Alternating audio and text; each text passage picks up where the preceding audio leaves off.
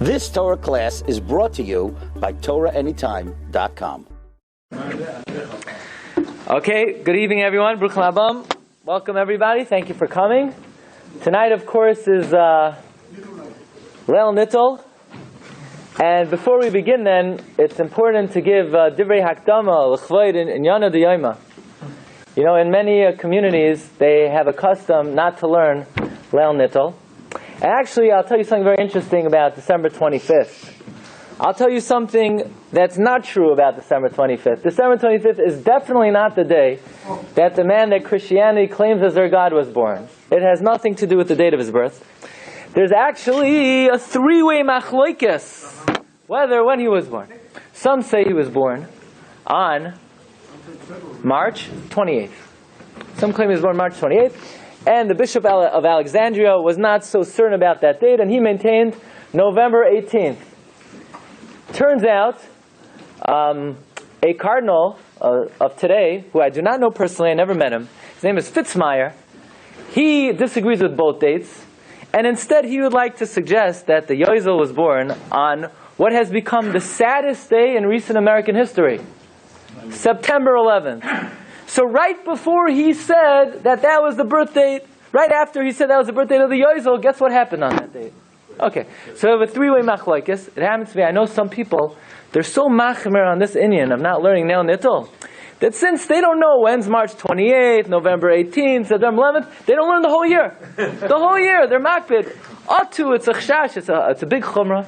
It's, you know, maybe you never know, you could get confused, like the Yushalmi says about Asar B'Teves, you could make a mistake in the cheshbon, and it could be mamish a safek, yetzer, and therefore the whole year, at night, they're Yosef, doime mubata. Okay.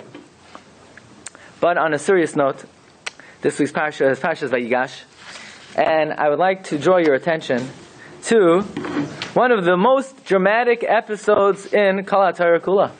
And that is Yosef's relation to his brothers. If somebody could please bring me a Chumash. And for those who want to really follow along, it would be a good idea if you had your own Chumash. Okay, so Perek Memhei. Here Yosef has been putting on this whole charade for quite some time. The brothers keep on coming back, and Yosef says, no, don't see my face unless you bring Binyamin. And finally, all the brothers are standing there, and the pasuk says, V'lo yachol Yosef l'hisapik. Yosef could not hold himself back. TorahAnytime alav, to all those who were standing by him, to all of his brothers. Vayikra, and he calls out, Hayitziu kolish me'alai. Everyone leave the room. V'lo amad ish itai b'hisvada Yosef elachav. No one was able to stand there when Yosef revealed himself to his brothers. And the question is, what does it mean Yosef could not contain himself? So, uchshani la'atzmi. You look at the pasuk, simply it sounds like Yosef couldn't hold back anymore. He just had to finally tell the brothers, Ani Yosef. He couldn't take it anymore. He couldn't contain it. I mean, how long is he going to have this suspense? He wants to reveal, he wants to give his brothers a big hug. Says Rashi, no, that's not what it means. V'lo yachol Yosef lehisapek l'chol hanitzavim. You know what it means? Yosef couldn't contain himself. Lo haya yachol lizbal. He could not tolerate sheyiu mitzrim nitzavim alav, that the Egyptians should be standing there. B'shoimin she'echav mizbaishin, and hear the shame of his brothers. Behivadai lahem, when he reveals himself. After all, when Yosef says, I'm Yosef, I'm the guy you sold to Mitzrayim, can you imagine the utter humiliation the brothers would feel? And in the presence of the Mitzrayim, Yosef could not bear to see the shame of his brothers. And this is something which is an amazing thing. Put yourself for a moment in Yosef's shoes. Here you have 11 brothers who, you're all from the same father, and they kidnap you, and they destroy your life. You're sitting and learning Torah from the Gadol Hadar, from Yaakov Avinu. He was teaching Yosef, Ben Zekunim, Baal Turim says Zroim, Kodshim, Nashim, Nezikim, all the Siddharim of Mishnayos, he's sitting there, he has the Ksainas Pasim, which represents he is the bearer of the Torah of Yaakov Avinu. And his brothers take him and they destroy his life. You know what it means to lose out 22 years of learning from Yaakov Avinu? And he's thrown to Ervas Haaretz, the most depraved, degenerate society in the world. And now he's standing there as the most powerful man in the world economy, and his brothers are hanging by him, and he has every opportunity in the world to take revenge. Okay, so he's a tzaddik. He's not going to hurt them back. But he probably, if it was us, we probably would not mind if they got and experienced a little bit of shame, a little bit of embarrassment. I mean, I'm not going to do it. I'm just saying I'm Yosef, and then Mamela, you're going to be embarrassed. But no, Yosef was on such a level that not only was he not looking to take revenge, not only did he not want to personally insult his brother, he couldn't even tolerate his brother experiencing any humiliation. And that is a level that we stand in awe of, we're astounded by. How could a human being, after being kidnapped and sold, and the best years of his life being torn away from him, how could he reach the level where not only does he not want to take revenge, look at the words of Rashi, Loi haya yacha lizbael. He couldn't even be soivel it. Rashi doesn't say, he really would have liked to take revenge, but he knew it was asur, so therefore he held himself back. No, Rashi says he couldn't even be soivel to see his brother shame. Let's explain further. If you could please open up your Chumashim, if you have, the Perek Memhei Pasuk Aleph, where the Pasuk says that Yosef could not bear to see the shame of his brothers. And Yosef says the following in Pasuk Gimel. Vayomer Yosef el Echav, Ani Yosef ha'oid avi chai. The brothers could not answer him because they were ashamed. And then, in the next pasuk, look carefully, the pasuk says, Vayomer Yosef, Yosef said, Elechav, Gishuna Elai, please come close to me. Vayigashu, and they came close. Vayomer, you know what he said? Ani Yosef. Achichem, I'm Yosef, your brother. Asher mechartem oisi Mitzrayim, that you sold to Mitzrayim. And one simple question. They're not hard of hearing. He just said that in Pasuk Gimel. Why is he saying again, Ani Yosef Achich? Pasuk Gimel, Ani Yosef. Why is he repeating again? Ani, they got it. It's not rocket science. We got Ani Yosef, we got it. Why is he saying, come close? And then again, he repeats himself. Well, says the TorahAnytime HaKadosh, an amazing thing. Tam hahagasha. You know why Yosef called them close? Because he wanted to tell his brothers that, look carefully, the first time he doesn't say, I'm Yosef that you sold to Mitzrayim. He just says, I'm Yosef.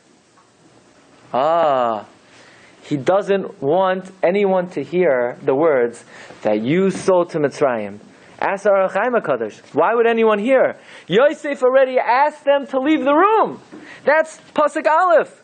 He told everyone, get out. Says TorahAnytime HaKadosh.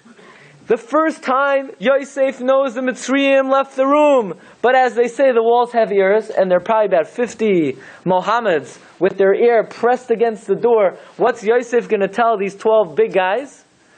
So Yosef says the first time, Ani Yosef, ha'oid avichai.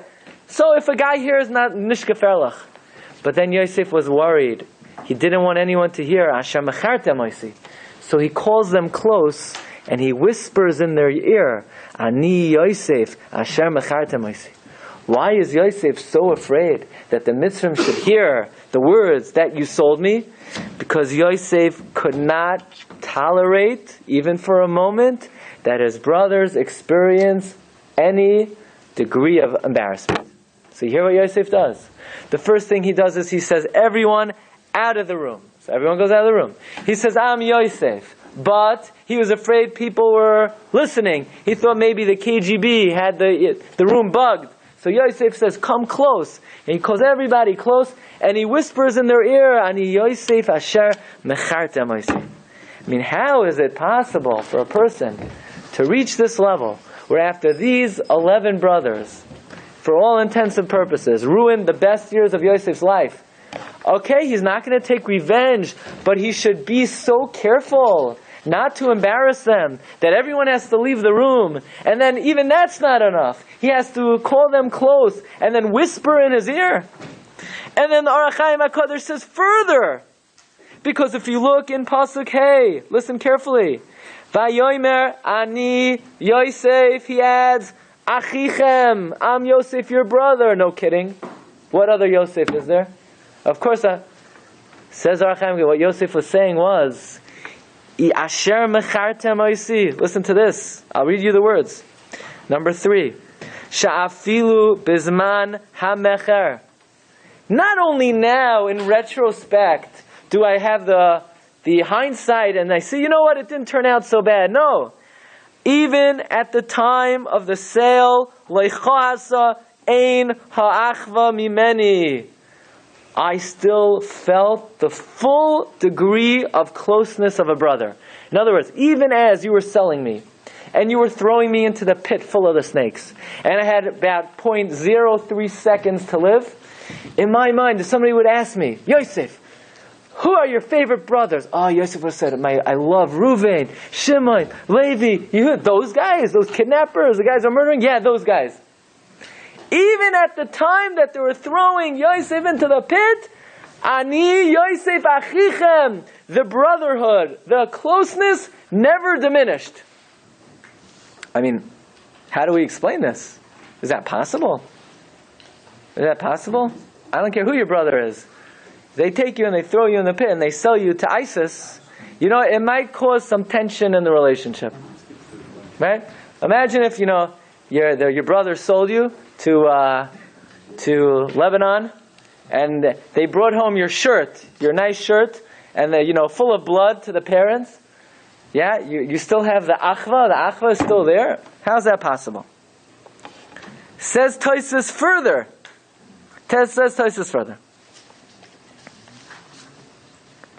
That the second speech of Yosef was not said to all the brothers.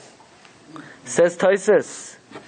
First, Yosef says, Ani Yosef, ha'oid avichai.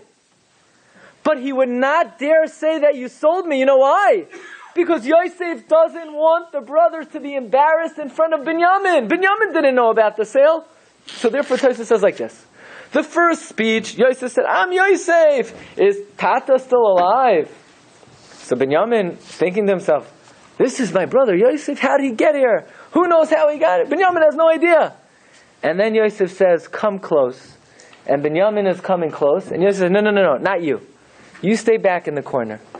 And Binyamin stays back in the corner and Yosef whispers, I'm Yosef that you guys sold to Mitzrayim. Binyamin never sold me to Mitzrayim. That's why Binyamin was not allowed to hear this. Yosef did not want Binyamin to hear the second speech. So Binyamin stays back in the corner, and Yosef is careful that Binyamin should never find out that he was sold to Mitzrayim. Guess what? Binyamin went to the grave never knowing that the brother sold you. Binyamin never knew. That's what Tosfos says. So Pasuk Gimel, Ani Yosef, ha'oid avichai, that was addressed to the 11 brothers. Vayomer Yosef el Echav geshu na elai. He said, Binyamin, stay back there. Do me a favor. Look at the window. See, let me know when the sun rises. Don't come close. Says Tosfos, Davar Acher. Metchila amar lahem Yosef ani Yosef achichem ha'oid avichai. V'loi ratza lahasker mechiras. He didn't want to mention the sale. Mibnei Binyamin achiv. Shlo yizbaishu mimenu. Chas v'shalom. Yosef is saying, chasam to cause embarrassment to my brothers? And he didn't want Yaakov to know. You know, Rabbi say? Even Yaakov never knew that Yosef was sold to Mitzrayim. Yaakov never knew. According to Tosfos. Even Yaakov didn't know until the last moment of his life, Beruach HaKodesh, he said the following words to Yosef. Vayistamuhu varoivu. They made your life bitter. But until then, even Yaakov didn't know. Why? because Yosef could not bear his brothers getting any shame. Now, if we were in Yosef's shoes, and the brothers were sitting in front of us, we would take a baseball bat, and we would stick tacks in it, and we would give it to them. And they would not make it out of the room. I guarantee. And Yosef is on the Madrega, where not only does he not take revenge, not only does he not insult them, he's so disgusted by the possibility of them feeling shame that he's jumping through hoops that no Egyptian should be pressing his ear against the door and overhear that they sold him, and Binyamin should not find out, and Yaakov should not find out. Comes along Rabbi Avram Saba. Rabbi Avram Saba was one of the Gerushei Sfarad in number 5, and he defends and upholds the pshat of Tosfos that when Yosef told the brothers, Geshu na Elai, it was addressed to all the brothers except for Binyamin. And he says, according to Tosfos, the psukim read very beautifully. Because, if you look carefully, in Pasuk Tes, after Yosef told them, I'm Yosef that you sold to Mitzrayim, he says, don't worry that you sold me, this and that. In Pasuk Tes, he says, Maharu va'alu elavi. Quick, go up to my father. By the way, says the Tzara, at that point in Pasuk Tes enters Binyamin. Binyamin comes back into the scene. Because this is a message for Binyamin as well. Binyamin also has to go back to Yaakov Avinu. Okay. Says the Tzara, how does Tosfos know that Yosef did not ask Binyamin to come close? 2 ways how Tosfos knows. Number 1, Yosef would never tell Binyamin that you sold me, I'm Yosef that you sold me, Binyamin didn't sell him. And furthermore, says the Tzara Amar, if you look in Pasuk Yud Beis, Yosef turns to the brothers and he says, V'hinei einechem royos ve'einei achi Binyamin. He says, your eyes see as well as the eyes of my brother Binyamin. Why is he breaking them up into 2 groups? Of course. Why doesn't he say, your eyes and the eyes of Yehuda see? Your eyes and the eyes of Naphtali see? The answer is, says the Tzara Amar, because until this point, Binyamin was not in the room. He only came back in Pasuk Tes. So now, Yosef is saying, now that Binyamin's here, you all see, you guys and Binyamin. But until then, Binyamin was asked to leave. Binyamin was not in the room. And Rabbeinu B'chaye takes it a step further. You know what Yosef meant? V'hinei einechem royos ve'einei achi Binyamin. Behold, your eyes see, and the eyes of my brother Binyamin. Listen carefully. Look at number 6.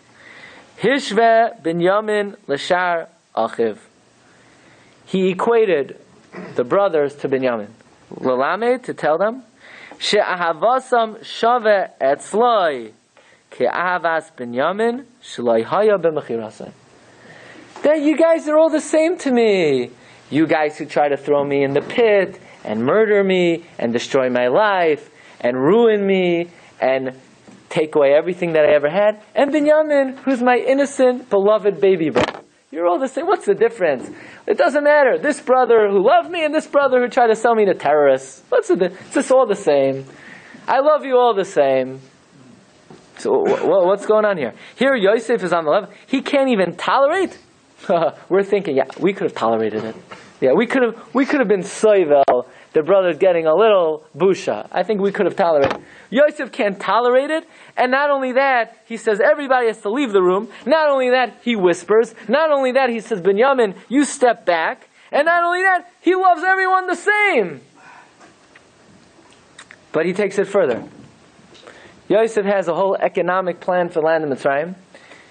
What happens in Parshas Vayigash, Parak Mem Zayin, Pasuk Chaf Aleph, look at number 7. V'yes ha'am, and the people, Havir oisai l'eram, he relocated them to cities. Miktsei gavol Mitzrayim b'yad katzeh. So Yosef's economic plan was, he took one guy, imagine, if the president passes a law, everyone in New York moved to Idaho. Everyone in Idaho, California, everyone in California moved to Mexico, right? It's already part of the United States. There's no chiluk anymore, right? That's what Yosef does. Yosef relocates everybody. For what reason? And why do I care what Yosef's economic plan was? Says Rashi, look at number 7 in Rashi. The pasuk really did not have to tell this to us. Ela lahidiacha shivchai shel Yosef, to praise Yosef. Sheniskavein lahaser cherpa meyal echa. He wanted to remove any embarrassment from. So his brothers are moving into Mitzrayim, and everyone's going to call the brothers, you greener, you're new to the land. You don't even have a green card yet. You don't even have citizenship. You can't even speak the language. Everyone's going to mock the brothers. So you know what Yosef says? Okay, no problem.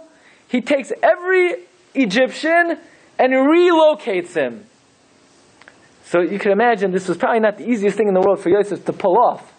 It's not necessarily an easy thing to have every member of your country move to a different location.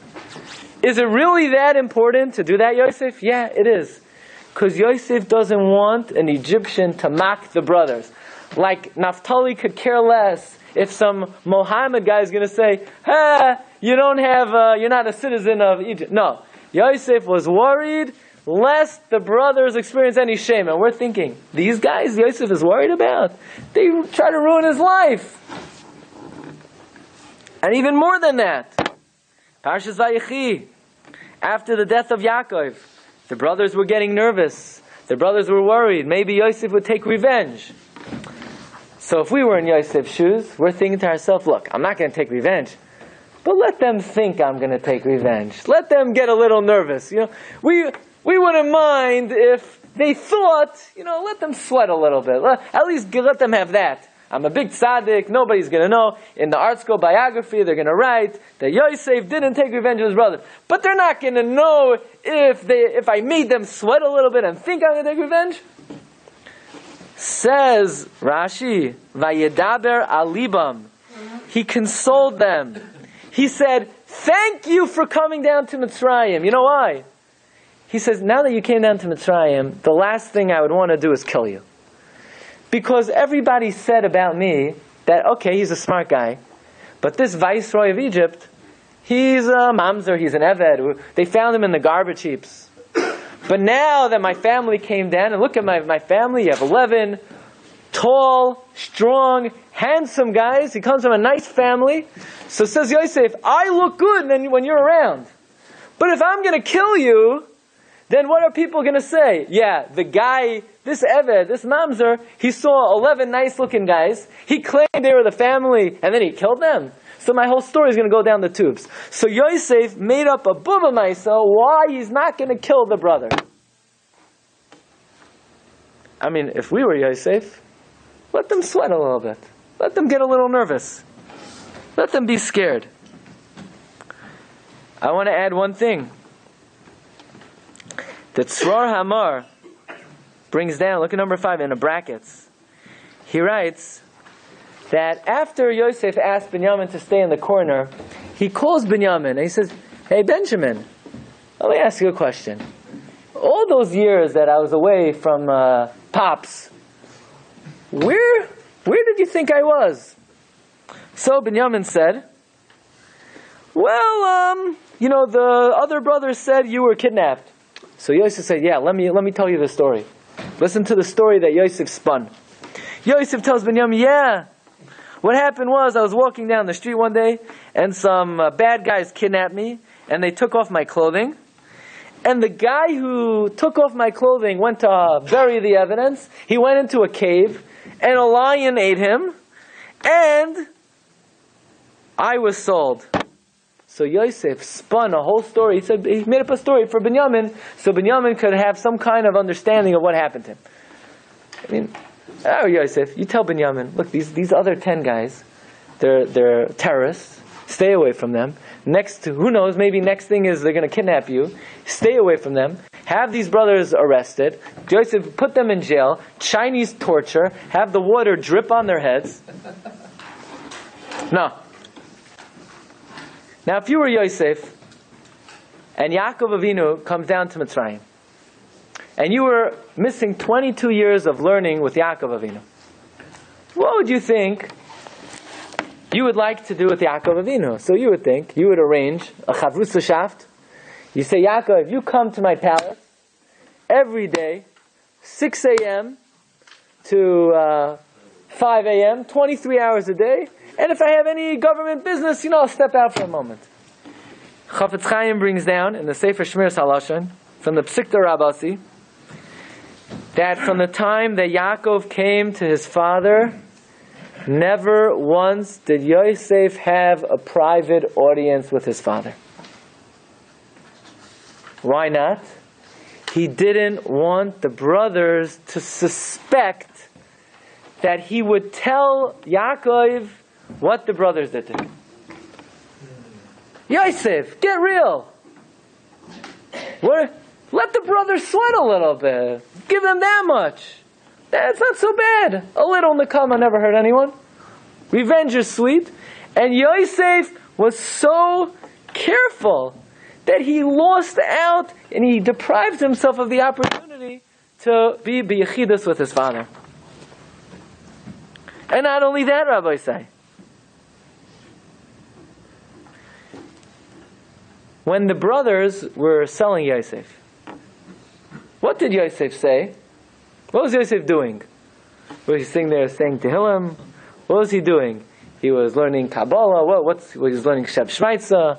What did he tell them? He said, look, if you got to sell me, I prefer Egyptians over, Persians. What was he saying? What words did Yosef tell the brothers? So, you ready for this? We have an inside scoop over here. Look at number 11. The Medrash Rabbah, Parshas Miketz, Parsha Tzadi Aleph, Oischas. Reish Lakish, B'Shem, Rabbi Yochanan, Bar She'ila. Here you have a kid, he's 17 years old. Efsher Yosef ben Sheva Esrei Shana Hayaroya Es Echav Moicher Moisai Vuhu Shoisek. You think Yosef, a 17-year-old kid, is just going to watch his brother Sam and keep quiet? Ela milamed shahaya mischabed lifnei raglov shekol echad v'echad. He got down on his hands and knees, and Yosef is lying on the floor, holding on to the legs of Shimon. Don't sell me! And then he goes to Levi. Don't sell me! And then he goes to Yehuda. Don't! He's lying on his face, begging that they should be nismalu rachamim alav v'loy nismalu. And here Yosef has them in the room, and these flashback, can you imagine in Yosef's mind, going through his head, how he's lying at the feet of Zevulun. Don't sell me! So at least Yosef's thinking, let that Egyptian hear what Zevulun did to me. Let him be a little embarrassed. No. Not only did Yosef overcome that, he couldn't even be soivel. He couldn't tolerate that his brothers experience any shame. Not only that, says the Medrash Rabbah in number 12, that when Yosef asked all the Egyptians to leave the room, he was risking his life. Says the Medrash Rabbah, Loi asa Yosef keshura. Yosef did not act properly. She'ilu ba'atu by echad me'em. You know how strong one of the Shvatim were? If they would have given him one kick, miyad hoyamis, Yosef would have been gone. So look, Yosef is going so far to avoid embarrassing his brothers, he's jeopardizing his life.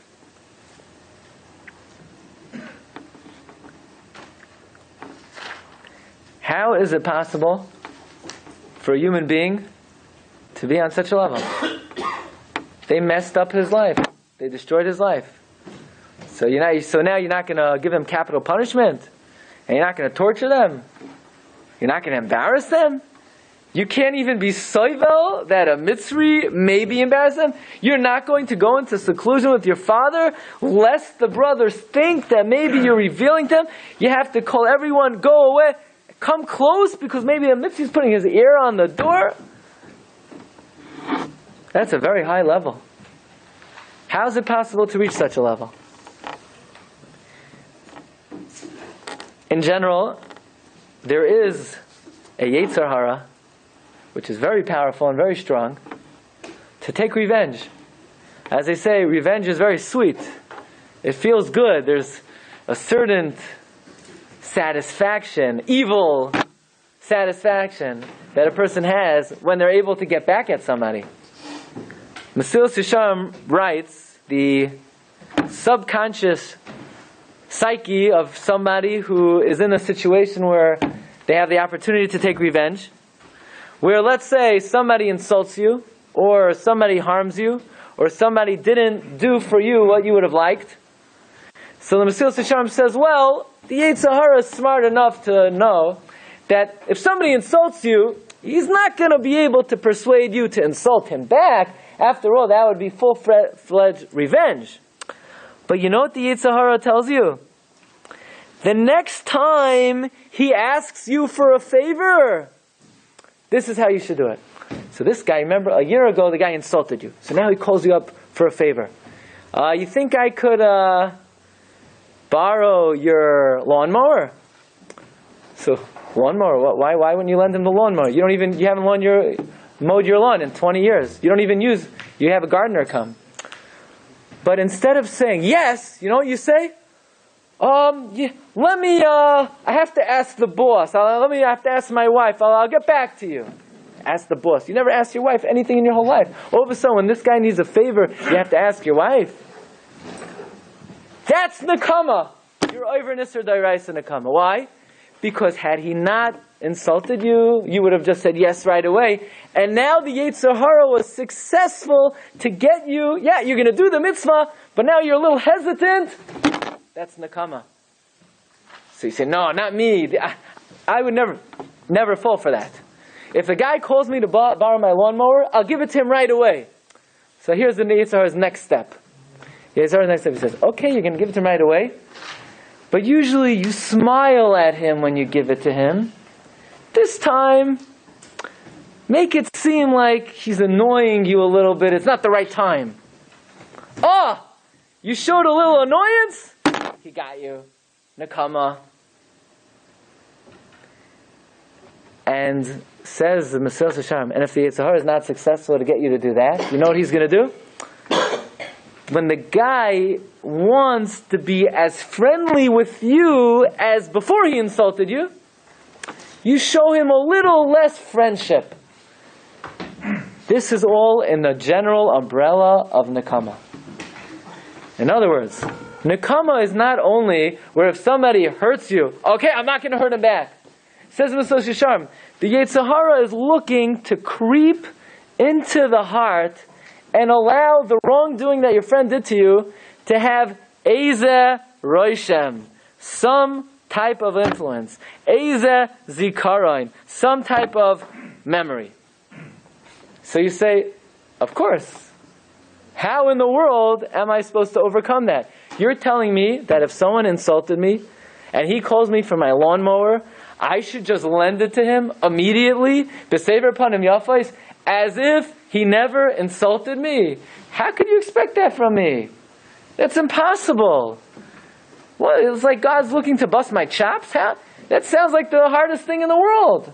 But we know, Eina Kadosh Baruch Hu ba betrunya and b'yosef. The Rebbe doesn't expect of something from us that's not within human capacity. How then is it possible for a person to reach this level, even not the level of Yosef Hatzadik, where Yosef is jumping through hoops to avoid embarrassing the brothers, but at least in a normal, everyday situation where people keep cheshbonos, people like to keep tabs, how is it possible? They didn't come to my simcha, so I'm going to go to their simcha, but it's going to be a little bit with a certain facial expression that shows that I remember that I'm going to them even though they didn't come to mine. You're saying I should just go like b'simcha? Now obviously if they didn't come to yours, maybe they didn't come to yours because you have nothing to do with them.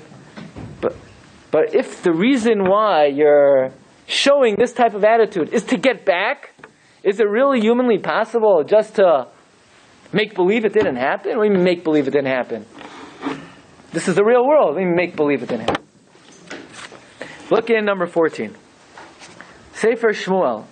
Shmuel Beis, Parak Tezayin, Pasuk Hey. This is a story about David HaMelech at a time when maybe his malchus was not firmly established yet. Okay, Uba HaMelech David ad Bachurim. David HaMelech came to Bachurim. V'hinei misham, from there, Ish, Yotze. A man comes out, Mi Mishpachas Beis Shaul, from the family of Shaul. Ushmai Shimi ben Gera. His name was Shimi ben Gera. Yotze Yatsa Yimakal. He's coming out cursing David HaMelech.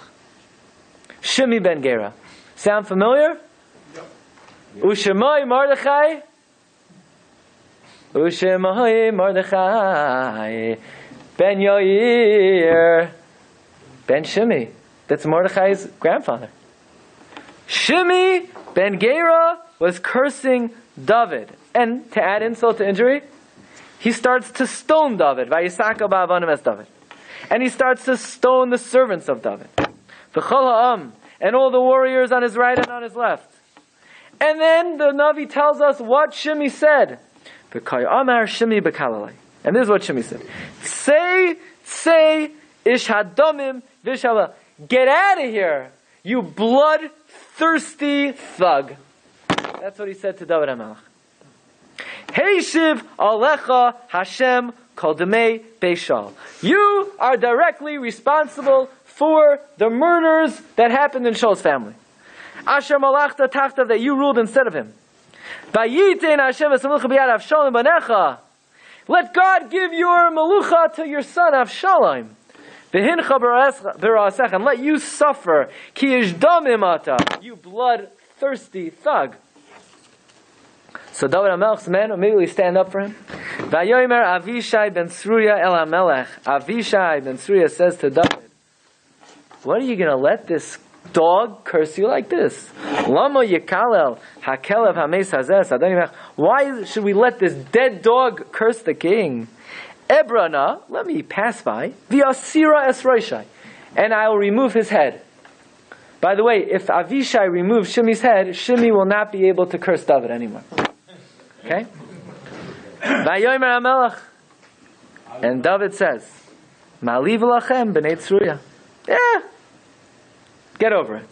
It's not a big deal. Koi yikalel, so let him curse. You know why?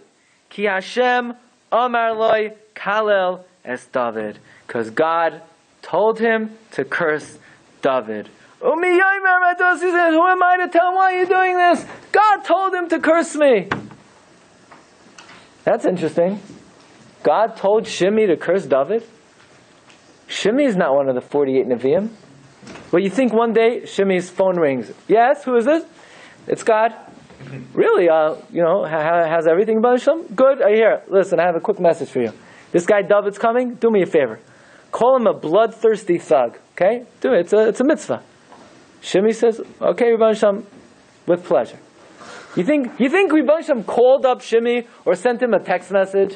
Shimi's not a Navi. Rabbi Hashem, I guarantee you, never told Shimi to curse David. What in the world is David HaMelech saying? God told him to curse me. And the answer is very obvious, and we all know this, and it's something we have to always reinforce. And that is that we believe that whatever happens to us in this world, no matter who does it, doesn't matter if it happens naturally, or even if it happens through a human being, it is the decree of heaven. If a person is injured, chas v'shalom, that's what God decreed. If a person is insulted, that's what the Rebbe Shalom decreed. Whoever does the injury and whoever does the insult is only a messenger. Yes, harbe shluchim hamakom. Many people could have chosen to carry out God's will, but ultimately, the bottom line is that whatever happens to us in this world, they're not doing. Nobody does anything to us. If somebody insults a Jew, that means that we did an avera, and because of that avera, the Rebbe Shalom is doing us a big taiva. The Rebbe Shalom says, look, Rabbi, you did an avera.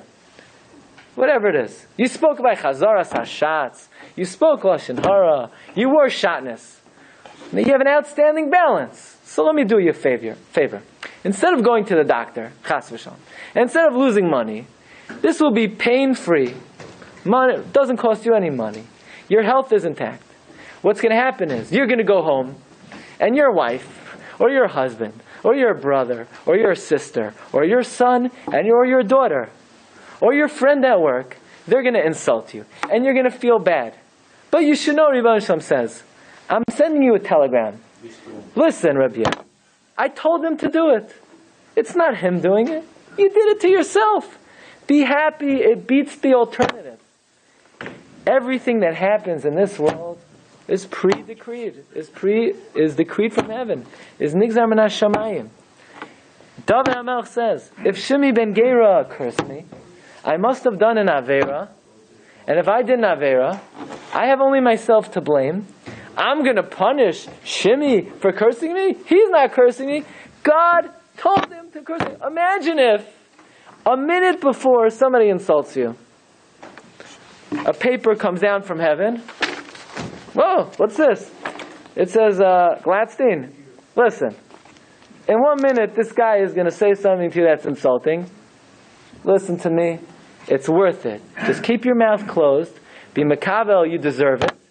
And everything will be wonderful. Instead of, a parking ticket, it beats something else. So then a minute later, the guy comes. Okay, Baruch Hashem. It's very easy to be makabel. It's very easy to accept. That's what David HaMelech said. You want to say something? Yeah. Can I say something? Yeah. I believe that Yosef maybe was not that upset, but they were... Oh, I'm not up to Yosef yet. I'm not I'm not there yet. Oh, I just want to make a comment. Yeah. That they helped him with the realization of his dreams. I mean, he had a dream. He had to tell it to them. He told Okay. the fact that they didn't like it. And here... We'll see. That's not what he says. And he's the king, and they are the one who goes to him. We'll see. Because the Ohr HaChaim HaKadosh said even more than that. That even while they were selling him, he had no complaints. He had no tightness. Okay. Sefer HaChinuch tells us on the mitzvah of Shaloi Linkaim, not to take revenge. Sefer HaChinuch writes, what is the shoresh of the mitzvah? What is the source of the mitzvah? What is the understanding? And this is something that's very well known.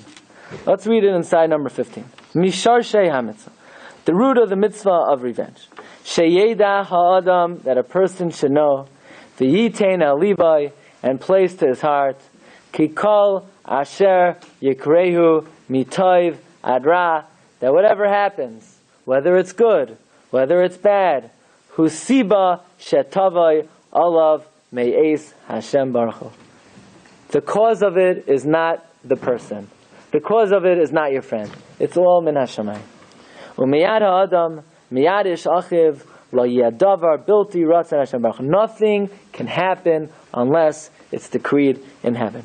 And therefore, says the Sefer HaChinuch, Alkein, Keshayitza o yachiveu adam. If someone causes you pain, or someone hurts you, Yeda benafsha, you know who you should blame? Avoinoisav garmu, it's your own fault, it's your own sin. V'Hashem yisbarach gozar alav v'kach. V'loi yashis machshavoisav linkoim mimenu. Don't take revenge, because you know what that's like. That's like, you hit a dog with a stick, and the dog gets angry, and the dog comes to bite the stick. Stupid dog. The stick didn't hit you. It was the person holding the stick. But a dog is not able to see it that way. And sometimes we are just as foolish. That when somebody insults us, or when someone hurts us, or somebody does something we're not happy with, instead of realizing that they're only a kli biyad Hashem, to take revenge against the kli has no independent capacity to do anything. So you say, you know why I want to take revenge against him? Because he's such a rasha that he chose to be the shliach of Hashem. Well, if you look in the first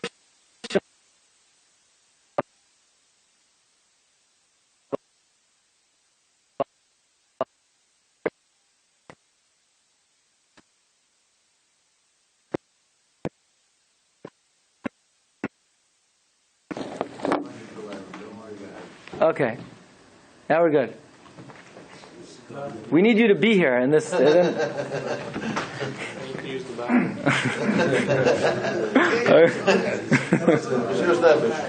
Okay. Okay. So you say, you know I am angry at you? Because you chose to be the vehicle with which Hashem is carrying out the plan. Well, why are you the vehicle with which Hashem is carrying out the plan? Megalgalin chayva ayidei chayev. So you mean, the reason why you're the one who is doing wrong to me is because yesterday you did an avera. No one in their right mind gets angry at someone who insults them. Oh, you know I am angry at you? Because since you did an avera last week, now you're the tool with which Hashem used to cause me pain. People are not so philosophical. Nobody's upset at their friend. You're upset because of what they did. But if you realize what they did was nigzam Hashem. Oh, I'm not upset what you did. I'm upset that you were the one selected to carry out. That's not why people get upset. We are blaming Hitler. So look at number 16. The Chavetz Chaim writes that at that moment in time,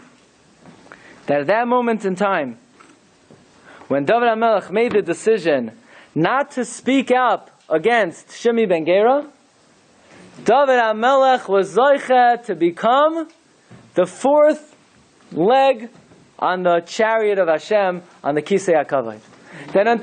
On the Merkava. Then until that moment, it was Abraham, Yitzchak, Yaakov.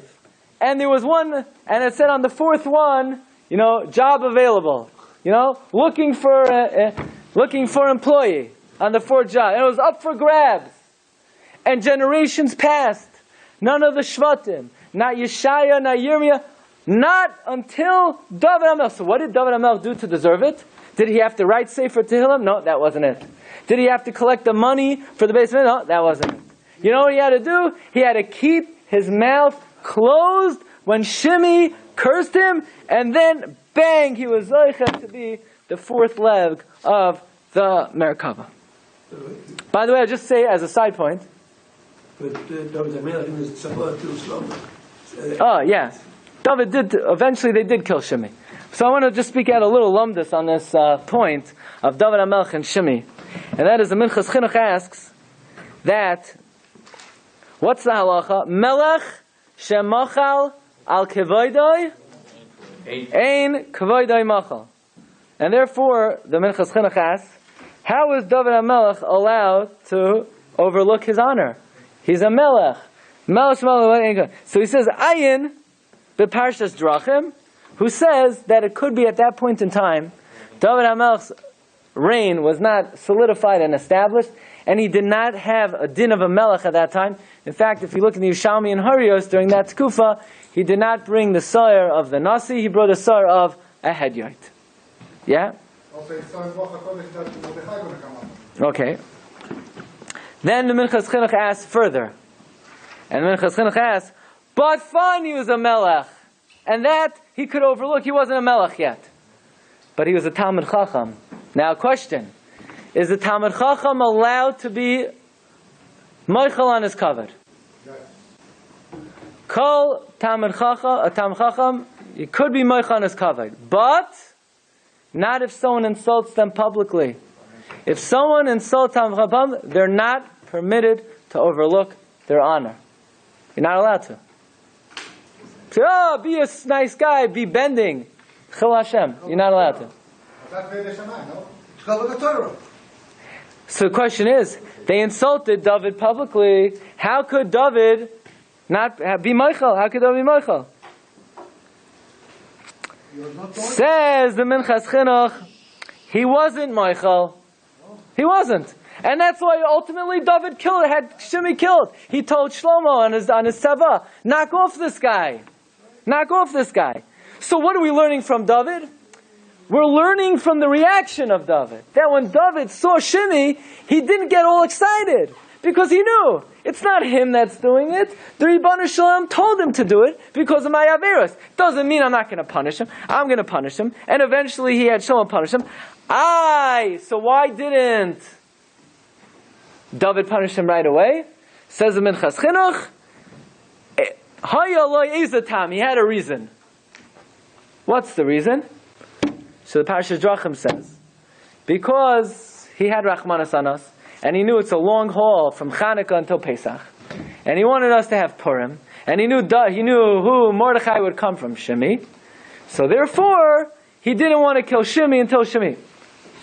Question is, what kind of cheshbon is that? I mean, very nice. He saw Baruch HaKodesh that Shimi is going to have Mordechai, but bottom line is covered out Torah. Says the Parshas Drachim. Listen to the cheshbon of David. David says like this: why didn't Hashem have Klal Yisrael wipe out Moav? Because they foresaw that I would come out from Moav. So says David, look, if I'm the beneficiary of that type of divine outlook, that I was saved, that Moav wasn't destroyed because I would come out, then if I'm going to kill Shimi, then maybe I don't have a right to exist. So therefore David HaMelech had to have Hakaras HaTov for this process of looking into the future and salvaging the Preda Tova that would come out. That's what the Parshas Drachim says. So coming back to Yosef Hatzadik. How was Yosef able to reach this incredible level? And the answer is, you don't have to look too far. All you have to do is read the words of the Psukim. Look at number 18. Yosef Hatzadik says, V'ata enel, al teyotzvu, do not be sad. V'al yichar be'einechem, don't be upset. Ki mechartem oisihena, that you sold me here.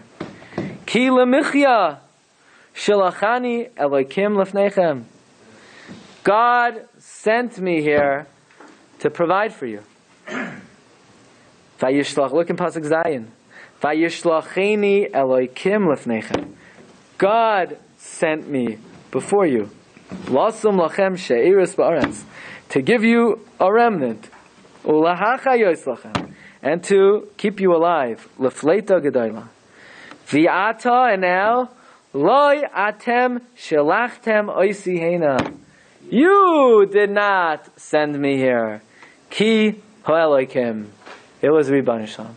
In other words, Yosef had such a clear conviction that despite the fact that this is probably one of the greatest historical human tragedies, Yosef being kidnapped and separated from his father, Yosef felt that it looks like Reuven, it looks like Shimon, it looks like Levi, and I got down on my hands and knees and I begged them not to do it, and they didn't ruin my life, they didn't do anything to me, nobody does anything to me, it's all a gezerah min hashamayim.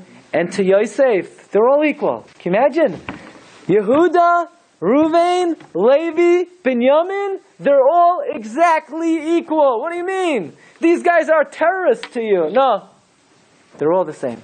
Nobody did anything. To the point where Yosef is so concerned for the shame of his brothers that he relocates every Mitzri in the land of Mitzrayim. He risks his life to ask the Mitzrim to leave the room.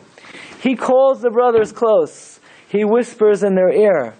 He doesn't let Binyamin hear. Because in the eyes of Yosef, it is as if the brothers never did anything. Masai yagiu Masenu Lamase Avosenu Avraham Yitzchak Yaakov. This is a model to hold up when it comes to understanding Loy Atem Shalachtem Oisihena. By the way, halacha lemaisa,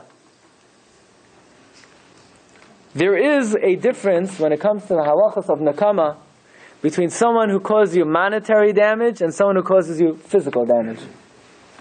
Someone causes you monetary damage, you take him to court, take him to Beis Din, and you try to get your money back. And if you don't, are you allowed to take revenge monetarily? That is an Isser D'Oraisa L'chol Harishayim. However, someone causes you physical pain, someone punches you, there are Rishonim that say you're allowed to punch them back.